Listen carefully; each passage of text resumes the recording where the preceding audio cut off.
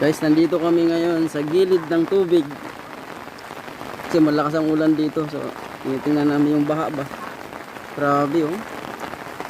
Malakas ng tubig.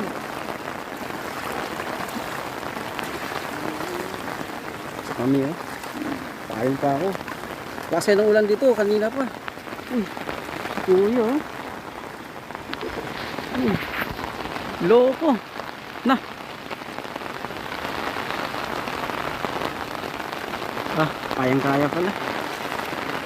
Grabe. Lakas ng tubig, oh. Ah, talaga. Ah. Dami na anod ng kahoy.